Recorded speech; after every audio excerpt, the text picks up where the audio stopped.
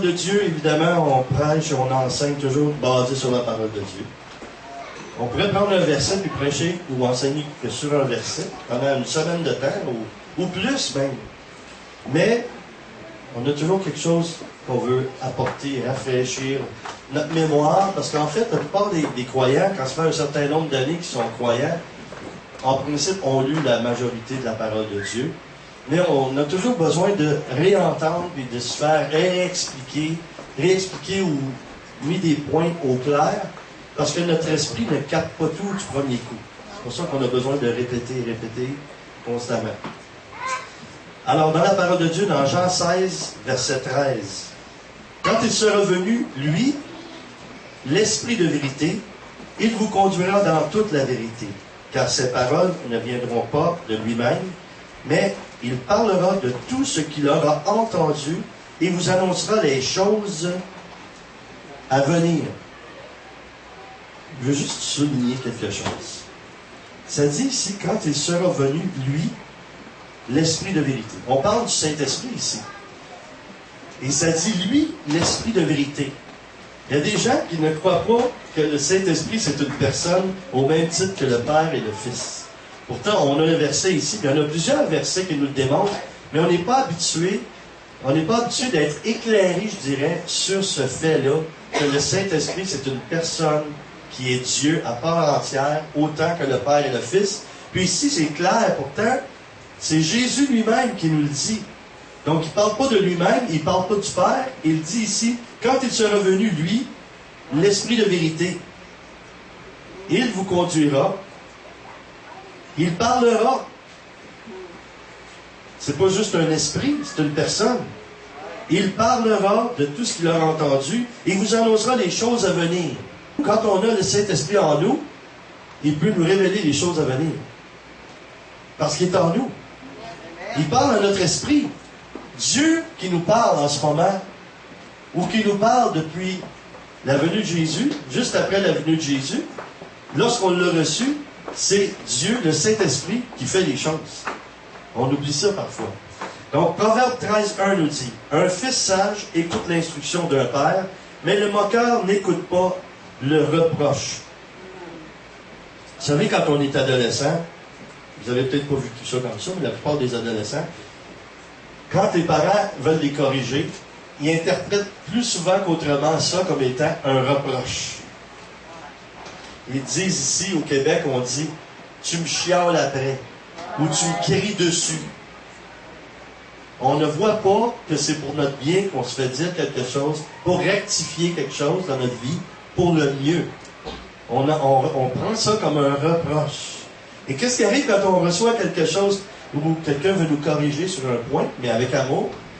On prend ça pour un reproche. Savez-vous ce que ça fait automatiquement? C'est qu'on l'efface. On ne le reçoit pas, on l'efface au fur et à mesure que la chose nous est dite. Donc, on ne se corrige pas dans ce problème-là, ou les problèmes. Donc, ça dit ici, ce qu'on a lu dans la parole, un fils sage écoute l'instruction d'un père. Un fils sage. Donc, c'est important de prier pour demander au Seigneur la sagesse. La sagesse fait partie d'une grande portion d'être guidé par Dieu. Combien de fois une personne peut dire « Ah, j'aurais dû écouter, j'aurais dû faire ceci, j'aurais dû faire cela. » Mais je sentais intérieurement que j'aurais dû faire ça. J'ai une petite voix qui a semblé me dire de faire une chose ou de ne pas faire une chose. Puis j'ai pas écouté cette... Ah, je l'ai pas écouté ça. Ah, je le regrette. Mais c'est la voix du Saint-Esprit. Quand notre conscience nous dit quelque chose, c'est toujours quelque chose de bon. Est-ce que votre conscience vous a déjà dit fait quelque chose de mal? Donc, c'est toujours quelque chose de bien que votre conscience vous dit.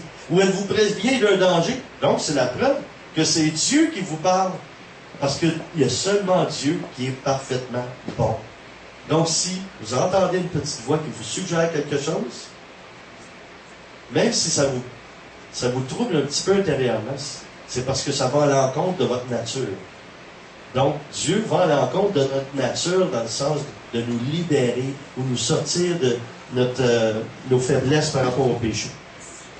Le rôle du Saint-Esprit est de nous guider. Si nous écoutons le Saint-Esprit, nous allons être bénis dans les domaines suivants. On va être bénis dans l'enseignement, on va être bénis dans l'étude, on va être bénis dans l'entraînement. Comment le Saint-Esprit nous entraîne?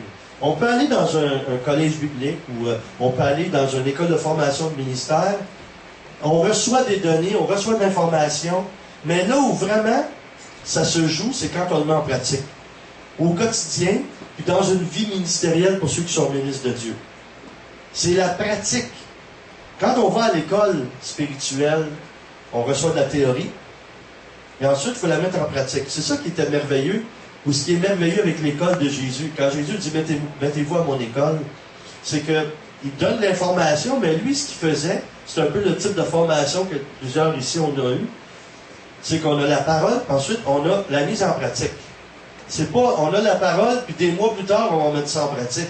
C'est plutôt, on la reçoit, puis aussitôt qu'on a terminé, tout de suite, la pratique peut arriver, parce que Dieu va nous mettre dans des situations où on va pouvoir mettre ça en pratique. Là, je suis en train de vous parler, je pense que le Saint-Esprit est en train de vous dire quelque chose, parce qu'il faut vraiment écouter bien, parce que vous ne savez pas dans quelle situation vous allez être tantôt, ou dans quelle situation vous pouvez vous trouver dans quelques minutes.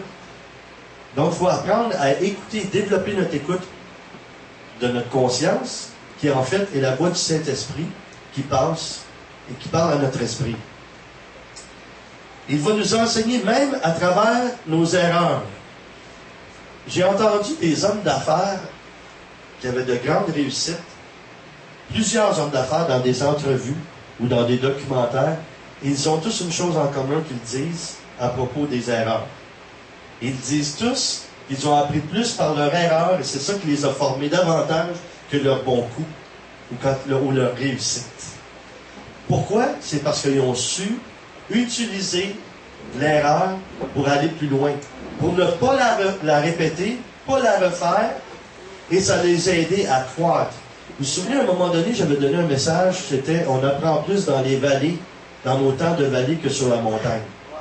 Donc, les erreurs, ça a une grande utilité. Même si on croit que c'est un échec. Une erreur, c'est pas nécessairement un échec. Moi, je crois plutôt que c'est une occasion d'être enseigné, d'apprendre. Et si on vit des temps difficiles, de se relever et de continuer. Ça va nous fortifier. Il ne faut pas faire exprès pour en faire, mais en fait, on ne fait pas exprès pour faire une erreur. C'est comme un accident. Ça arrive. C'est pas volontaire, à moins qu'on la répète. Là, ça devient peut-être pas conscient, parce qu'on n'écoute pas bien la voix de Dieu, donc on la répète.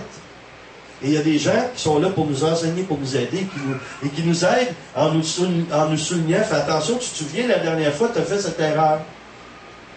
Mais il y a des personnes qui ça prend plusieurs fois la même erreur pour apprendre.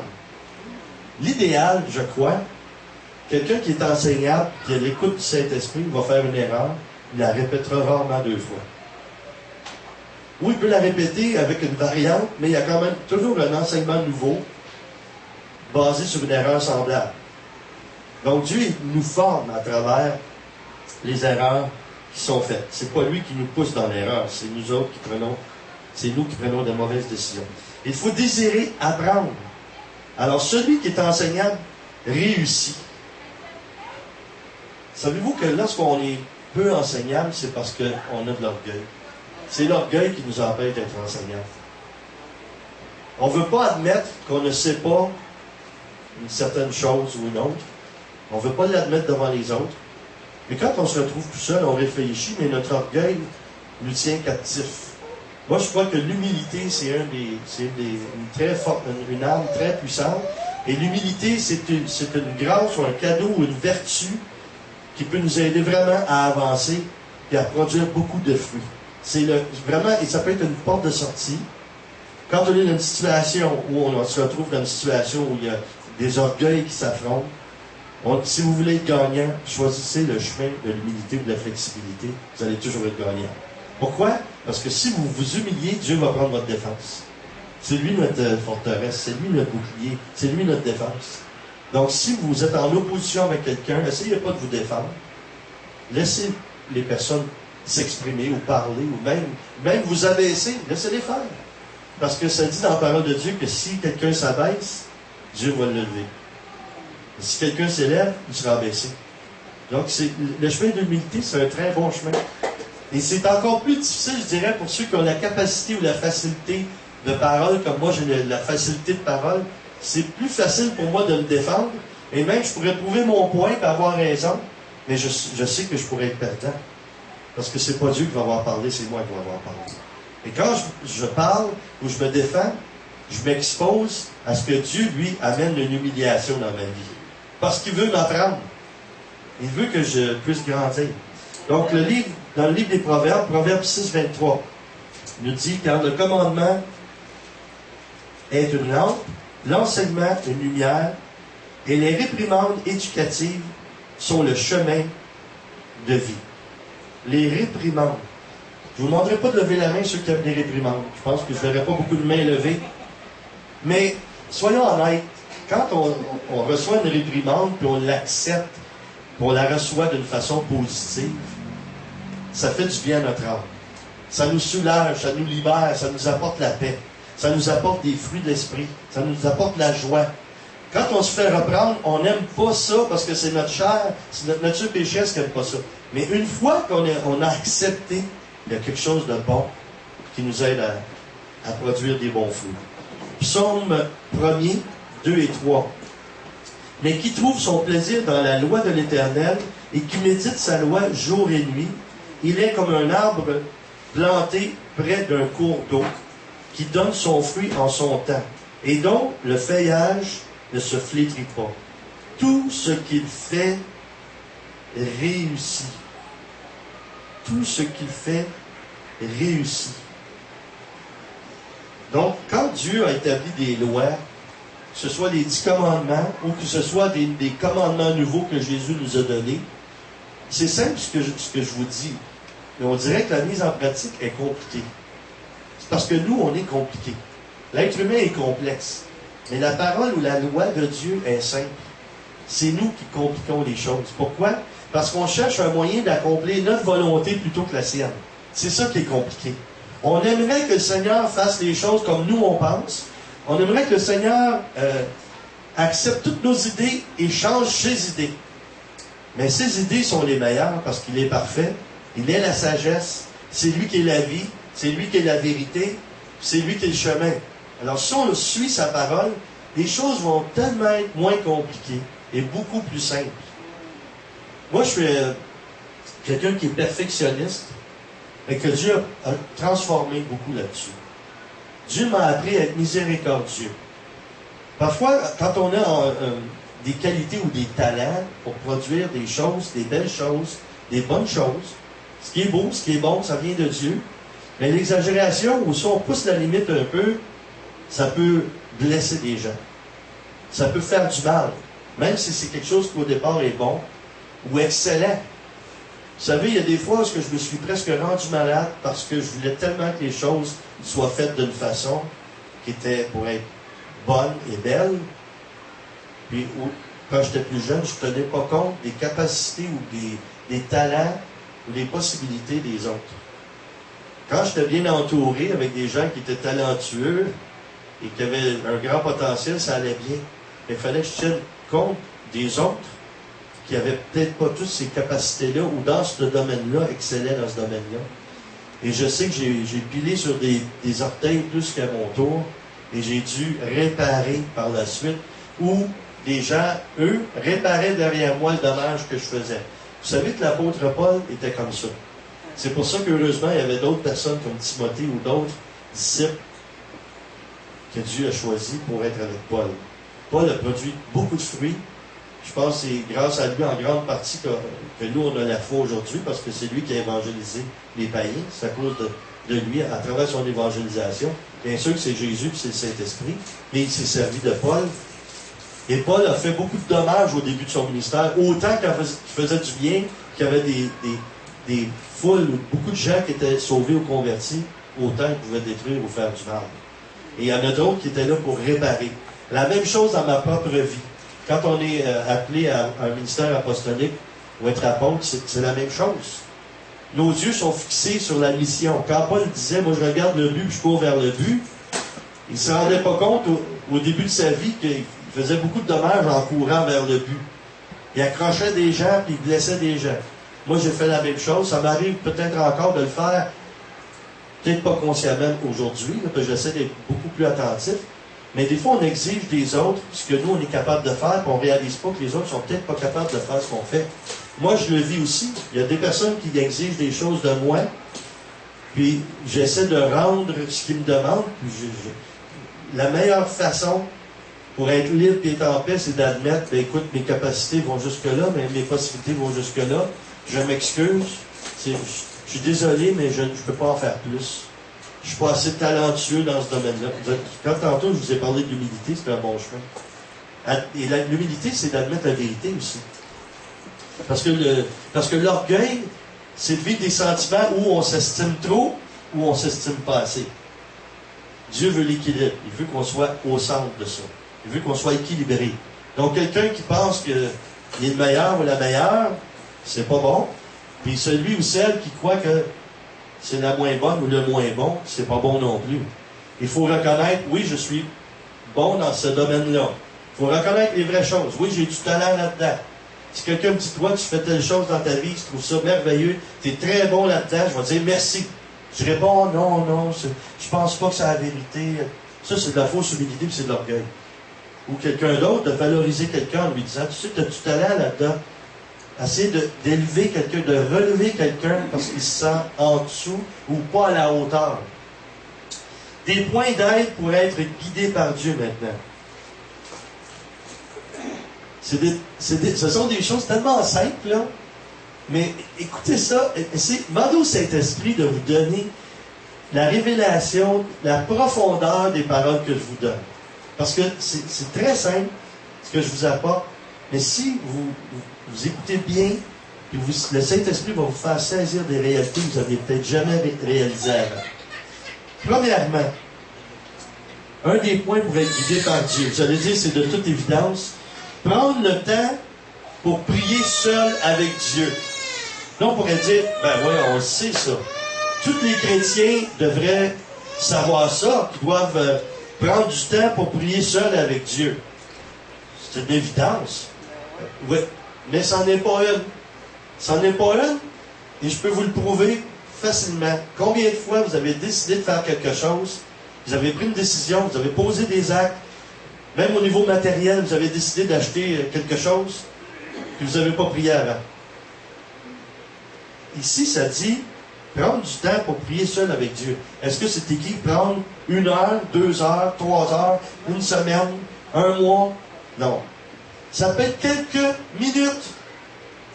Seigneur, qu'est-ce que tu penses de ce que je vais faire? C'est quoi ta volonté pour moi dans cette situation-là? Est-ce que je devrais faire ça ou je ne devrais pas le faire? Et là, si vous vous sentez là, comme, oh, on dirait que je perds ma paix un petit peu, là, tout à coup, vous commencez à entendre la voix de votre conscience, tu serais mieux de ne pas faire ça. Combien de fois on n'écoute pas, on fait taire cette voix-là, puis on pose le geste, puis on peut avoir la conséquence qui peut durer des années de temps, et ça aurait pris 1 minute, 30 secondes de consulter Dieu dans la prière. On ferme les yeux, Seigneur, est-ce que je devrais faire ce que je veux faire là, en ce moment? Est-ce que je devrais le faire? C'est pas là. Il y a des gens qui ne prennent même pas le temps de faire ça. Puis parfois, ils s'engagent dans des contrats qui peuvent durer des années. Ça peut coûter des milliers de dollars. En quelques secondes, signer quelque chose où on n'a pas lu l'écriture qui est en petit, là.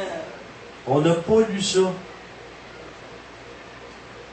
Là, vous décidez d'acheter un véhicule ou une maison. Là, vous ne lisez pas ce petit caractère. C'est écrit, si vous n'arrivez pas à payer, après 3 mois, votre âme appartient au diable. Là, vous signez, mais vous n'avez pas lu le petit caractère. Vous ne savez pas. Vous n'avez pas lu, vous ne savez pas ce qui est écrit là. Puis il y a une voix qui vous a dit, signe pas ça. Appose pas ta signature sur ça. Là, vous vous dites, c'est juste ma peur. C'est mes insécurités humaines qui font que j'ai toujours été insécure, donc je suis mieux de ne pas signer ce document-là. Non, cette fois-ci, je vais foncer. Et là, tu fonces, tu as la conséquence qui dure pendant des années de temps. Et là, après ça, ça revient constamment. Si c'est pas à chaque jour, c'est à chaque semaine. Ah, je regrette d'avoir fait ça. Je regrette. Ah, j'aurais pas dû. Puis là, on vit de la culpabilité. Ça vient nous détruire à la longue. C'est tellement important d'écouter la petite voix douce. Et parfois, c'est une voix quand même saisissante à certains moments donnés. Quand il y a une urgence, Dieu va nous parler un peu plus sec, un peu plus avec de fermeté. Donc, prendre du temps pour prier seul avec Dieu. Proverbe 16:3 déclare: recommande à l'Éternel tes œuvres et tes projets se réaliseront. C'est-tu merveilleux, ça? Ce qui veut dire qu'à chaque fois que tu vas prier, tu vas consulter Dieu, ben, tes projets vont se réaliser. Dans quel sens? Ton but dans la vie, c'est, comme chrétien, c'est censé faire la volonté de Dieu. Si Dieu te dit de ne pas faire quelque chose et tu obéis, tu vas avoir réussi. C'est une réussite. À chaque fois que tu obéis à Dieu, tu réussis. Deuxième point. Attention à ce que vous écoutez. Savez-vous que tout ce qu'on lit, tout ce qu'on regarde, tout ce qu'on entend, par la voie de nos sens, nourrissent notre âme. Quand on passe notre temps à regarder des choses sur Internet ou à la télévision, ça emmagasine des données en nous, puis on se demande: ah, j'ai de la misère à prier, j'ai de la misère à lire ma Bible, ah, je suis capable de passer des heures devant l'ordinateur ou devant mon téléviseur, mais prier, c'est difficile, prier. Ben, ouvre ton ordi, puis prie à travers la parole de Dieu dans ton ordi. Donne-toi des moyens. Après, tu vas avoir passé 15-20 minutes, là, à lire la parole de Dieu dans ton ordi, si c'est pas plus qu'une 15 minutes, parce que la parole de Dieu, ça a un effet, et voici un des effets, c'est quand tu te mets à la lire, ça crée un intérêt, ton esprit a faim. Ton esprit a faim, puis elle veut se nourrir. Donc, la première chose que tu sais, tu peux avoir passé une heure devant ton ordinateur à lire la parole de Dieu, puis à t'en instruire. Quand au fond, ton intention, c'est: ah, je peux passer seulement quelques minutes à lire la parole de Dieu, ça va déjà être beau. Mais aussitôt que tu vas le faire, Dieu est content. Dieu va te bénir, Dieu va t'inspirer, Dieu va t'aider, Dieu va te donner le désir de passer plus de temps avec lui. Moi, dans ma vie de prière, j'ai beaucoup simplifié. Depuis des années, là, un de mes amis, qui est un de mes mentors, qui m'a aidé dans mon cheminement, était un homme qui voyageait énormément, partout à travers le monde entier pour prêcher la parole de Dieu. Et je lui avais posé la question, parce que je me demandais, avec tous les voyages qu'il fait, tous les endroits qu'il va, tout le temps que ça prend seulement pour ses déplacements, où trouve-t-il du temps pour prier? Et je lui avais demandé: comment vous faites pour garder votre contact avec Dieu, lire sa parole, puis prier avec tout ce que... Ben, il s'est donné une méthode. Il s'est formé une méthode de relation avec Dieu. Quand il était en avion, il avait même le temps d'écrire des livres. Il dit: aussitôt que j'ai un espace où je pourrais avoir rien à faire ou rien d'utile à faire, je le prends pour prier. Je suis dans un avion, je prends la parole de Dieu, je médite sur la parole de Dieu. Je peux passer des heures à lire la parole de Dieu ou de prier parce que je suis sur l'avion. Où voulez-vous que j'aille? Je suis dans les airs, je peux pas aller tellement loin. Alors j'en profite pendant que je suis assis. Au lieu de regarder un film, je lis la parole de Dieu. Quand je suis sur la route, je suis en auto où je dois conduire, je prie, puis je fais l'exercice de garder mes pensées en Dieu. Et il m'avait dit, tu sais, quand Jésus a dit « prier sans cesse », ce que ça signifie, c'est que nos pensées, notre esprit soit constamment en communion avec celle de Dieu. Constamment. De faire l'exercice que mes pensées sont en Dieu. Ça ne veut pas dire de toujours être en concentration. Là, je suis en train de vous parler, je suis concentré sur ce que je fais, je suis concentré à ce que vous receviez ce que Dieu veut vous donner, mais en même temps, je dirais, je suis à 100% à l'écoute de Dieu en même temps.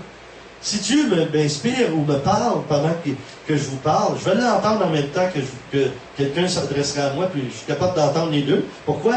Parce que mes oreilles, mon corps reçoit quelque chose, mon âme reçoit quelque chose, mais mon esprit peut recevoir quelque chose en même temps de la part de Dieu. De la même façon que ceux qui parmi vous, vous savez, vous exercez la parole de connaissance ou de science, vous êtes en train de parler à quelqu'un, tout à coup vous recevez une inspiration de prier pour cette personne-là pour une telle chose, parce que Dieu vient de vous donner un message en même temps que vous êtes en train de discuter ou de partager avec quelqu'un. Donc, de garder nos pensées ou notre esprit constamment unis à Dieu, à la présence de Dieu. Ça, c'est comme n'importe quoi d'autre. À force de le pratiquer, ça devient plus facile. Ça devient même comme un réflexe. Vous savez, vous conduisez, vous avez des réflexes. Vous êtes en train de conduire, vous en attendez pas. Tout à coup, il y a un enfant qui sort entre deux voitures avec un ballon. Vous avez un réflexe. Vous ne dites pas à votre tête, il y a un enfant qui passe avec un ballon, puis vous faites tout un exercice pour arriver à mettre le pied sur le frein. Ça se fait avant même que vous ayez eu le temps de réfléchir à ce qui se passe. Vous avez un réflexe. Dieu veut qu'on ait un réflexe, que notre esprit ait des réflexes de capter sa présence, capter sa voix, entendre sa voix et agir selon ce qui nous inspire. Donc, attention à ce que vous écoutez. Créez une atmosphère pour entendre la voix de Dieu. Si vous êtes chez vous, puis il y a immensément de bruit, bien, essayez de vous créer un climat où vous allez pouvoir prier. Je dois vous avouer qu'ayant eu 7 enfants, j'ai développé des méthodes. Je crois que ma fille Danielle ou Jonathan aussi, ceux qui ont plusieurs enfants, on développe des méthodes pour être capable de prier. Je pense qu'il y a une bombe atomique qui saute à côté de nous, qu'on est capable de prier quand même. On est habitué d'avoir des enfants qui courent, des enfants qui font du bruit, puis on est capable, parce qu'on a développé à entendre et être disposé à recevoir ce que Dieu a à nous dire, même avec le bruit. Mais pour arriver à ça, il faut commencer à le développer avec le moins de bruit possible. Sinon, on n'arrivera pas. Il faut d'abord développer à entendre la voix du Seigneur dans le silence, parce que c'est là qu'on l'entend. En fait, ce qu'on fait, c'est qu'on développe une façon d'être capable de créer cet environnement-là, ou cette atmosphère-là, même s'il y a du bruit. Parce qu'imaginez, il y a une situation de panique, là. Il arrive quelque chose, là, vous devez entendre la voix de Dieu. S'il y a trop de bruit, puis tout le monde est énervé, comment vous allez recevoir les directives de Dieu si vous n'êtes pas capable de l'entendre? Donc, vous devriez être capable de développer à entendre Dieu, même quand il y a du bruit. Jean 10, 27 nous dit, en fait c'est Jésus qui a dit, « Mes brebis entendent ma voix. Moi je les connais et elles me suivent. » Un autre point, c'est de désirer faire la volonté de Dieu plus que toute autre chose. Ça, je vais le répéter. Désirer faire la volonté de Dieu plus que toute autre chose. Ça vaut même la peine de le dire une autre fois. Désirer faire la volonté de Dieu plus que toute autre chose. Ça, c'est pas facile. C'est pas facile, mais ça devrait être notre priorité avant toute chose. Un homme de Dieu qui a vécu des difficultés il n'y a pas si longtemps, cet homme-là a un très grand ministère, a eu des problèmes, et puis il a dit qu'il avait placé l'ordre de priorité dans le mauvais ordre. Lui, il avait placé Dieu, le ministère et sa famille. Ça, c'était l'ordre dans lequel il avait placé les choses. Et il y a eu des problèmes. En fait, l'ordre, c'est Dieu, la famille et le ministère. Pourquoi? Pourquoi vous pensez que le diable s'attaque tant aux familles? Parce qu'il veut détruire l'Église. Il veut détruire l'Église de Dieu. Donc, Dieu, la famille, le ministère. Mais écoutez, il y a Dieu avant. Là. Ce qui veut dire que notre famille doit vivre en Dieu. Ensuite, ça va beaucoup mieux pour faire le ministère. Et on voit ça aussi dans la parole de Dieu, où ce que Paul s'adresse à Timothée, puis il dit qu'il doit avoir sa maison dans l'ordre, tenir ses enfants dans la soumission. Pourquoi il lui dit ça? Pour être capable d'être responsable. On parle du ministre de Dieu, ou l'épiscope, ou l'évêque, dépendamment de la traduction biblique que vous lisez. Pourquoi il dit ça? C'est parce qu'il est en train de lui dire l'ordre des priorités. Dieu, dans ta vie personnelle. Ensuite, ta famille. Mets de l'ordre dans ta famille. Arrange-toi, organise-toi pour que ta famille vive par la foi. Hein, c'est Josué qui disait, moi l'Éternel, ou ma maison serviront l'Éternel. Donc, ça commence par l'Éternel, ensuite ma maison, ensuite le service pour les autres. Mais en fait, la première place où moi je suis pasteur, c'est chez moi. La première place où toi tu es berger d'un troupeau, c'est chez vous. C'est toi, les tiens, ensuite les autres que Dieu te confie. Jean 5,30. Moi, je ne peux rien faire par moi-même. Selon ce que j'entends, je juge. Et mon jugement est juste parce que je ne cherche pas ma volonté, mais la volonté de celui qui m'a envoyé. Je vais revenir par rapport à ce que j'ai dit tantôt. Parce que Jésus, ici, quand il dit qu'il veut faire la volonté de celui qui l'a envoyé, en fait, c'est faire la volonté de son Père. C'est parce qu'à chaque fois que Jésus, on le voit dans la Bible, on le voit dans l'Évangile, à chaque fois que Jésus vient pour aller faire du ministère, ça dit qu'il se retire au désert. Ça dit qu'il se retire à l'écart. Pourquoi il fait ça? Parce qu'il va consulter son Père. Il prend du temps pour prier. Si le Fils de Dieu, là, que la connexion parfaite prend du temps pour prier en tant qu'être humain, parce qu'il était humain aussi, combien plus nous, on a besoin d'en prendre du temps? Parce que Jésus devait entendre assez clairement la voix de son Père. Parce qu'il était le Père lui-même, incarné. Est-ce qu'il y a quelqu'un qui peut mieux s'entendre que soi-même, qui se parle en lui-même? J'espère que je n'ai pas mêlé. Ben, vous comprenez? S'il prenait du temps pour faire ça, il y a toujours de l'enseignement dans tout ce que Jésus fait. Là. Il a fait ça parce que c'était une nécessité de le faire. C'était sa première expérience comme être humain. Il ne faut pas oublier ça. Là. Il était incarné. Donc, pour garder le contact avec son Père, il fallait qu'il aille consulter son Père. C'est quoi sa prière? Qu'est-ce qu'il devait dire au Seigneur? On ne le sait pas. Mais ça pouvait être beaucoup plus simple qu'on peut imaginer. C'est peut-être Abba, papa, qu'est-ce que je dois faire aujourd'hui? Et son père lui disait peut-être aujourd'hui, tu devrais aller dans telle région pour enseigner telle chose pour que tes disciples reçoivent tel enseignement, qu'ils soient formés sur tel point. Et c'était peut-être pas plus long que ça. Et le reste du temps, il était dans la prière, dans le silence, dans se laisser restaurer, parce que ça devait être fatigant, il marchait beaucoup aussi à cette époque-là. Il fallait que physiquement il soit en forme, donc il prenait du temps pour se reposer. Peut-être qu'il priait, puis au bout de quelques minutes, après avoir reçu les directives de son père, peut-être qu'il dormait. Mais il dormait dans la présence de Dieu. Il ne dormait pas seulement pour dormir, mais il était dans une forme d'adoration où il était dans la présence de son Père. Une autre chose, c'est écouter et obéissez aux directives du Saint-Esprit pas à pas. 1 Samuel 15, 22. Samuel dit, « L'Éternel trouve-t-il autant de plaisir dans les holocaustes et les sacrifices que dans l'obéissance à la voix de l'Éternel. Voici, l'obéissance vaut mieux que les sacrifices, et la soumission vaut mieux que la graisse des béliers. » L'obéissance vaut mieux que les sacrifices. C'est un petit peu paradoxal, ça, d'une certaine façon. L'obéissance vaut mieux que les sacrifices. Mais pour obéir, parfois, ça prend des sacrifices. Pour obéir, ça demande un sacrifice. Savez-vous quel est le sacrifice? Ça nous aide à comprendre vraiment ce verset-là. Ça dit ici qu'il ne veut pas d'holocauste, des graisses de bélier. Qu'est-ce qu'il offrait en sacrifice pour l'expiation des péchés? Mais en même temps, si on regarde ça, ce que ça nous fait comprendre, c'est que le sacrifice, quand on obéit, c'est nous. C'est nous qui le faisons, le sacrifice. C'est nous qui le vivons, le sacrifice. Je sacrifie de mon temps, je sacrifie de mon argent, je sacrifie de mes efforts, je sacrifie de mon énergie. Pourquoi? Pour choisir ce que Dieu veut avant. Un autre point, c'est soyez reconnaissants envers Dieu. Dans 1 Thessalonique 5, 18. En toutes circonstances, rendez grâce, car telle est à votre égard la volonté de Dieu en Christ Jésus.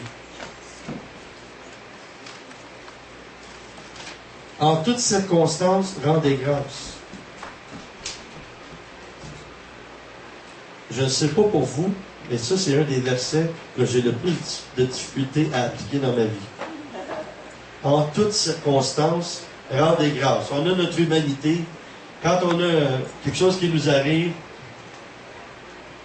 je ne peux pas juger personne sur ce point-là. Parce que moi-même, je ne suis pas toujours le premier à crier « Alléluia » quand il m'arrive quelque chose de négatif. J'apprends à me reprendre. J'apprends à être plus rapide pour exercer ce verset-là. Mais de dire que tout de suite, il arrive quelque chose de moins bon, que je suis le premier en train de lever les mains et rendre grâce à Dieu. Oh, merci mon Dieu, ça va mal, mais je te rends grâce. Parce que je sais que tout concourt au bien de ceux qui aiment Dieu. Je sais que tout concourt au bien. Est-ce que c'est au présent? Est-ce que c'est au futur? Mais pendant que je suis dedans, je dirais la confiture, là, c'est beaucoup plus difficile. Un autre point, soyez guidés par la paix et la sagesse. Proverbe 3,17. Ses voies sont des voies agréables, et tous ses sentiers apportent la paix. Quand on est dans une tempête, c'est certain qu'on a des émotions, on vit des choses intérieures. Mais si on prend le chemin de Dieu, si on obéit à Dieu, la paix va se rétablir assez rapidement. Même parmi les tempêtes, au plein milieu d'une tempête, vous pouvez être en paix. Savez-vous ce qui va faire que vous allez avoir la paix? Même si c'est quelque chose de terrible qui arrive, de savoir que vous êtes en train d'accomplir la volonté parfaite de Dieu. Si vous savez que vous êtes en train d'accomplir parfaitement la volonté de Dieu, vous savez que Dieu va venir à votre aide. Mais si vous n'êtes pas certain de ça, puis vous perdez votre paix, puis vous maintenez cette émotion-là, Dieu ne pourra pas vous aider. Parce que ce serait comme un manque de confiance en lui. Quand vous faites ce qu'il faut pour garder votre paix en lui, il va venir à votre aide, puis là, la grâce de Dieu, vous allez la ressentir. Vous allez la ressentir. Psaume 111, verset 10. Le commencement de la sagesse, c'est la crainte de l'Éternel. Ils ont du bon sens, tous ceux qui s'en inspirent. Sa louange subsiste à jamais. Le commencement de la sagesse, c'est la crainte de l'Éternel. Si on craint Dieu, on va vouloir se soumettre à lui. Si on pouvait seulement saisir dans notre esprit que Dieu, il n'y a rien qui veut nous enlever en dehors des choses qui sont mauvaises pour nous. On a l'impression, même quand quelqu'un perd un être cher, on a souvent, il y a des gens qui ont cette réaction-là.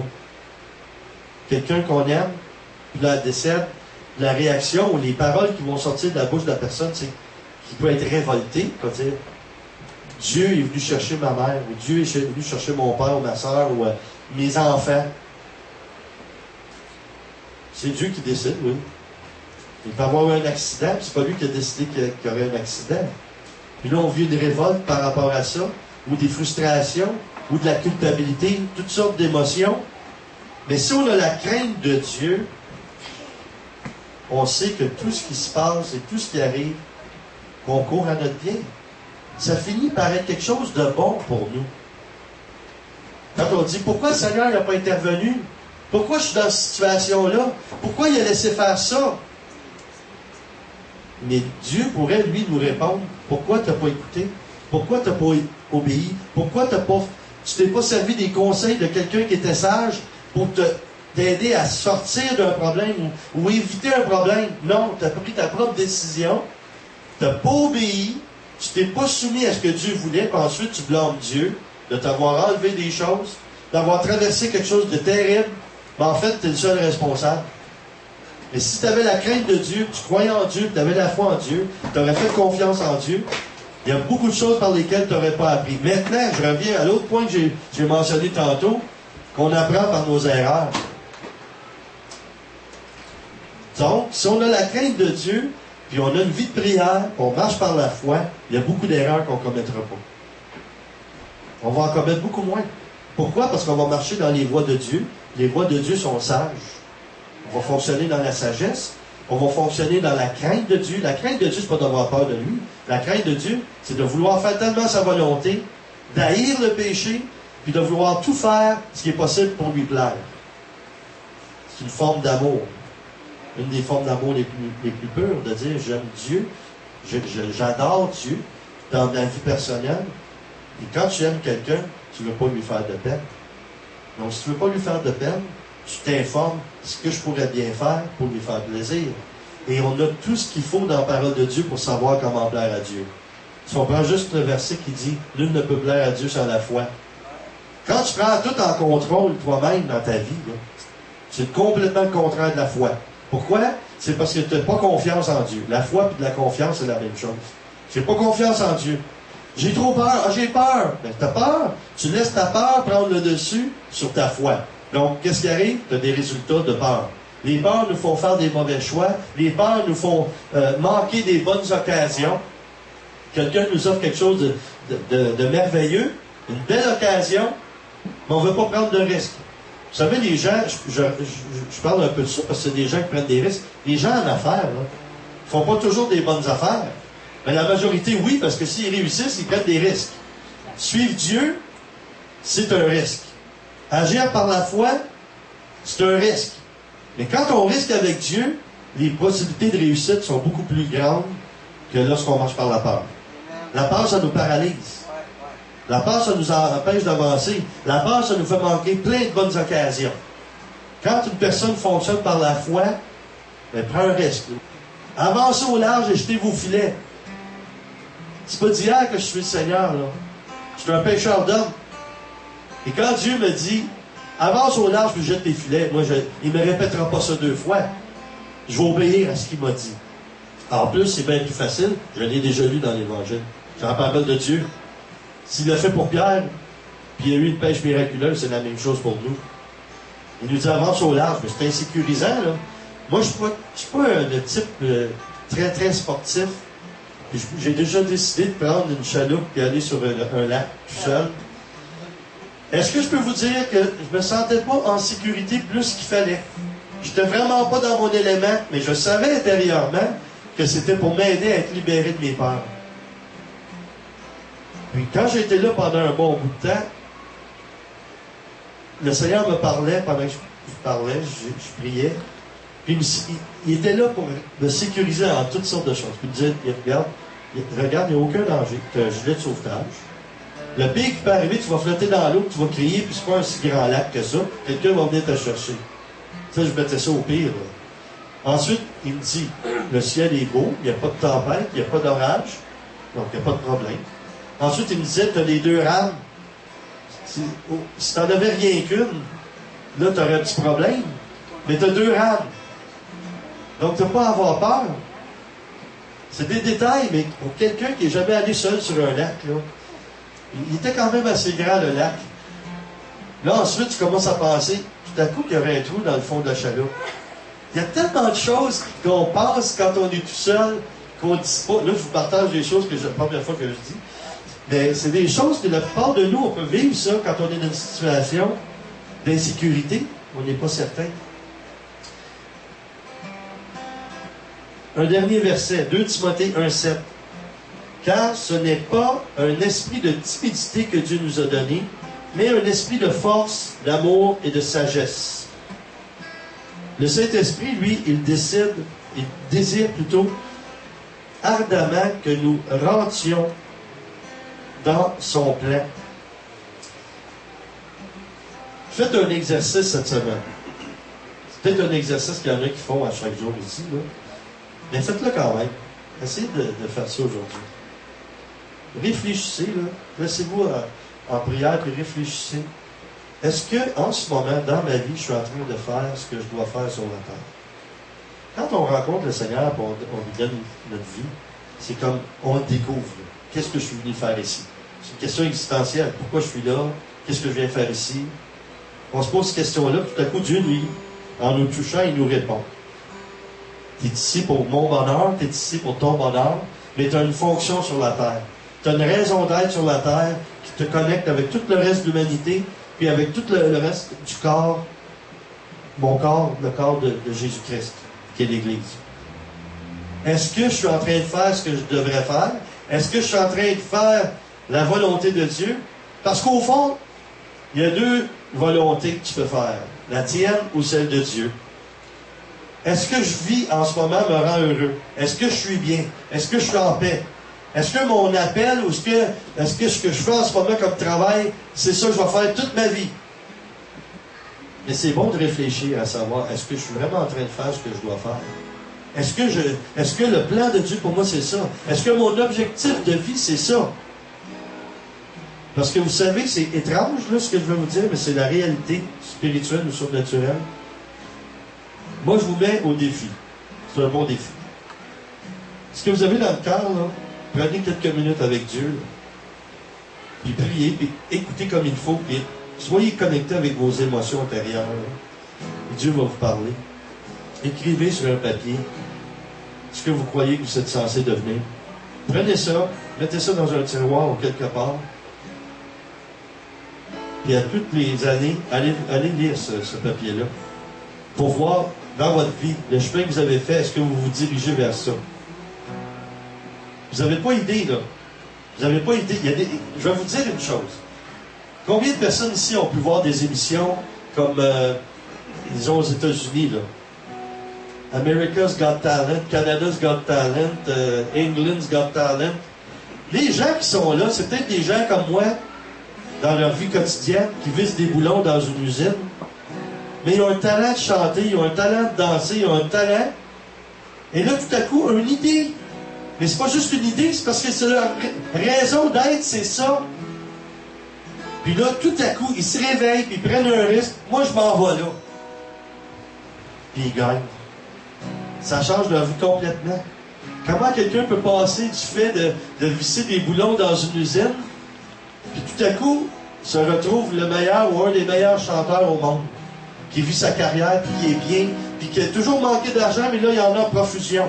Et en plus, ces gens-là, quand ils ont vraiment travaillé dur, ils sont reconnaissants, puis ils vont aider des causes, puis ou ils sont chrétiens, puis ils vont investir dans l'Église, puis dans les ministères, pour venir en aide aux gens. Tout ça parce qu'ils ont écouté. Tout ça parce qu'ils ont prié, ils ont laissé Dieu les inspirer, ou ils ont fait le choix de faire ce que Dieu leur a demandé. Mais Dieu va nous faire des choses, puis il va nous amener dans une zone d'insécurité et de faiblesse, parce que lui, il connaît le potentiel qui est en nous. Lui, il sait pourquoi il nous a mis là, puis il a tout mis ce qu'il faut pour qu'on le réalise. Mais c'est nous qui devons décider. Est-ce que je veux vraiment faire ce que Dieu m'a demandé? Puis dire, Seigneur, je te l'admets, j'ai peur, j'ai des craintes. Mais je te fais confiance. Je te fais confiance, puis quand je vais avoir peur, viens me sécuriser, viens m'aider. Mais je te dis oui. Je te dis oui, je veux me laisser guider par toi. Seigneur, je te demande ce matin de répandre ta paix de plus en plus dans tous les cœurs. Que toutes les tempêtes qu'il peut y avoir en ce moment puissent se calmer. Parce que tu es au cœur des tempêtes, Seigneur. Tu es avec nous. Parfois, on a l'impression que tu dors dans la barque, mais tu ne dors pas dans la barque. Tu es là, Seigneur. Tu attends de voir notre réaction. Est-ce qu'on va se tourner vers toi et te faire confiance, ou on va continuer soi-même à ramer avec une rame? La paix est l'arbitre qui décide ce qui est bon ou mauvais. Puis ne faites rien sans avoir la paix envers les choses dans votre vie. Si vous avez une incertitude, puis vous n'avez pas la paix, vous avez des décisions à prendre, bougez pas. Ça signifie bougez pas. Restez là où vous êtes. Bougez pas. Donc, Saint-Esprit, je te remercie pour toutes les personnes que tu rejoins ce matin, ou que tu rejoins par l'enseignement qui est filmé aujourd'hui. Je te demande d'étendre ta main, de bénir chacune des personnes qui sont ici, de bénir toute cette assemblée. Je te remercie, Seigneur, pour cette journée merveilleuse, comme toutes les journées, où tu vas venir nous bénir et nous faire découvrir à quel point tu es amour. Et surtout, si on veut te faire confiance. Et tout le monde répond. Amen.